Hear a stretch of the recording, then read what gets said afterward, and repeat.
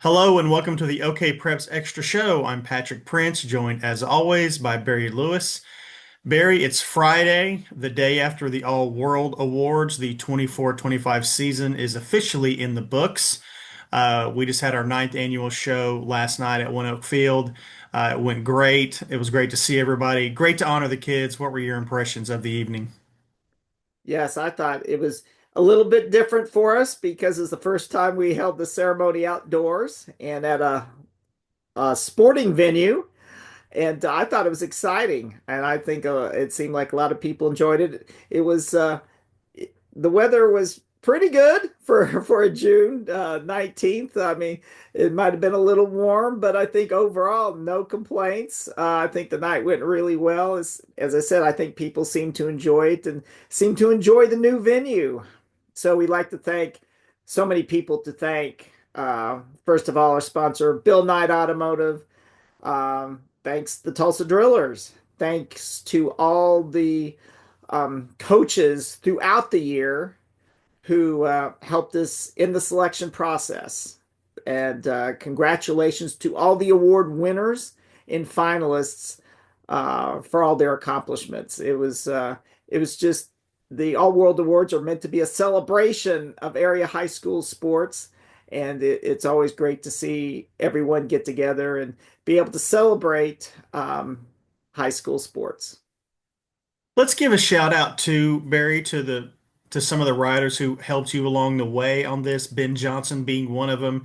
Um, just mention some others. Who am I leaving off? Yes, Ben Johnson had a big part in selecting a lot of the all-world teams, and then Mike Mogan Hmm. also had contributed as well. And as well, we've got so many correspondents who contribute throughout the year. It'd be impossible to name them all, and have done a really super job in covering high school sports the entire season. Tim Willert, who's from the other side of the state, does a great job for us. And um, Dwayne DePron, who was there at the dinner last night, he Yep. also does a really good job. And don't want to leave off anyone, but we'd be here for a while if we named all our correspondents. John Potts, another one who's been with us a long time, and also want to thank our Tulsa World marketing team led by Misty Reinhardt. They do a Yeah, great no doubt job. about it. Yeah. Misty and her team, unbelievable, as well as the people that you mentioned. Did you have a favorite part of the night, Barry? I know what mine is. Ah, I don't. What, me running in at the last minute at the first of the ceremony? Was that your favorite part? I did think that was cool, but that wasn't my favorite. Um, I can't say that I have a favorite part. I thought it was really neat. Um, the parade. That was a new part of the All World Awards, and I really liked the All World Parade of athletes and the finalists and all those being honored, and then our Lifetime Achievement Award winners, Clifford and Janita Ford Criddle, uh, came in on the Bill Knight Ford Bronco. I think they really enjoyed that being delivered out to the field throughout the first pitch. Each of them do a first pitch, so I thought that was really cool. What about you, Patrick? I agree. I thought the Criddles throwing out the first pitch and riding in the Bronco was pretty cool. No doubt about it. My favorite part was the parade walking on the ONEOK Field warning track along the outfield. I just thought that I've never been on that field before. I haven't been on many professional fields, period. Been on a few, but not many. I thought that was really, really cool. Just to walk the whole thing from left field all the way around and then hang out at home plate and see the first pitch from field level on the field. Eric Bailey and I were kind of talking to a couple of players. We saw two, I don't know who they were. I think they were Midland players, but I can't remember for sure. But They they were were. throwing a football in center field.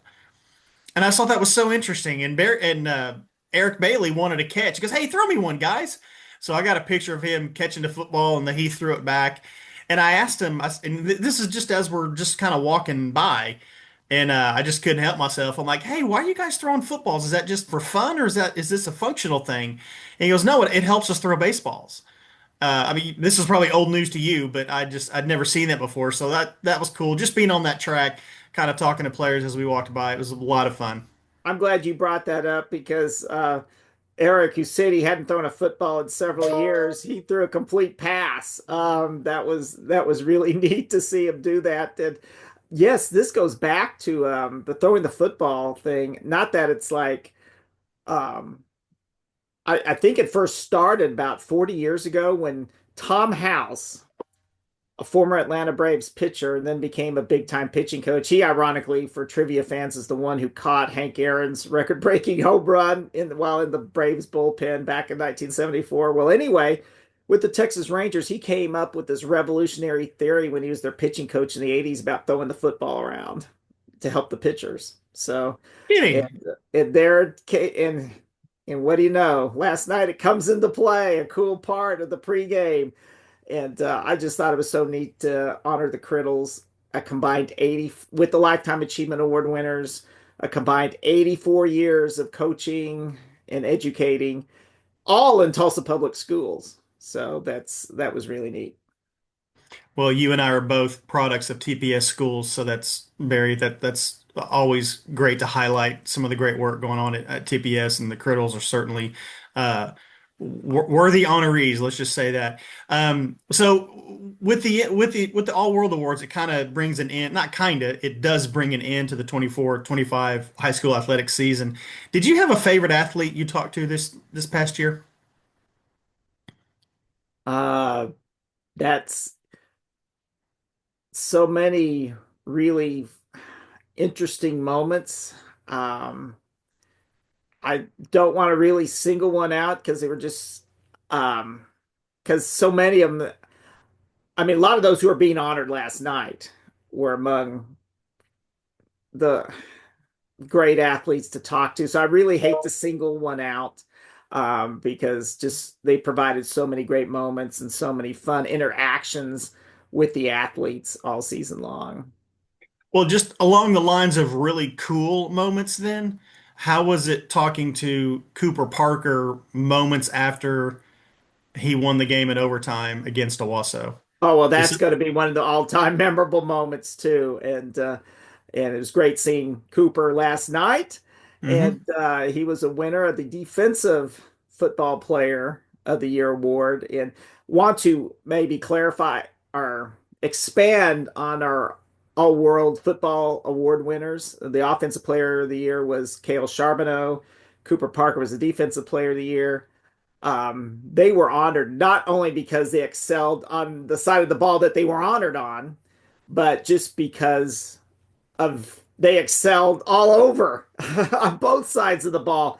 I mean, that gave them an edge when we were looking at all the finalists and that their excellence on both sides of the ball was a big factor in them being selected for those awards. I mean, you could make a case for all of them that they deserved it for what they just did on one side of the ball. But with so many great finalists there, the combination of what they did offensively and defensively, um, that's a huge factor. So congratulations to them. But yeah, that's an iconic moment. That's a moment that Cooper Parker talking to him after one of the most iconic plays in state football history. That was definitely a highlight of the season, and that was quite a night. and he I mean, it and was a he was great game because credit Owasso. I mean, it was an incredible. Both teams played a classic, and but that was quite a moment. all right. Let's change pace a little bit. Jenks has a new baseball coach. Won't you tell us about that? Yes, Brian Walker, and he was an all-state catcher at Union. So how about that? The Union Jenks rivalry. And so he's now going to be on the other side of the rivalry. He's the new baseball coach at Jenks. Jenks has a really nice baseball tradition, but it's been a few years since they reached the state tournament. They were 20-20 this year, and so he has been hired to get that program back, take it back to that state tournament level, and are perhaps winning state championships too. So Clay Martin, Jenks' athletic director, was at the All World Awards last night, accepting the awards for Jenks, sweeping all the fan contests and best mascot and etc. And he's really excited, as he says, a grand. They feel it's a grand slam hire. Brian Walker also provided one of my more interesting stories at ONEOK, covering the drillers at ONEOK Field. He wound up after a really good career at the University of Arkansas as a catcher. He played 4 years of professional baseball. A lot of that was in the Texas League. And so on Father's Day 2010, this was his third year with the Arkansas Travelers. He had a great day. For the first time as a pro, he homered in Tulsa. Just had a real big game for Arkansas and led them to victory that day at ONEOK Field. And that turned out to be his last pro game. He just decided his family was there. It was Father's Day, and he just said, "This is the way to go out. What a perfect way to go out." And that was just quite a moment that day that really stands out. And he wound up, he was going to pursue a coaching opportunity right away after that, which he landed with the University of Arkansas. And then he went to Wichita State. He's been a highly successful high school coach at Arkansas.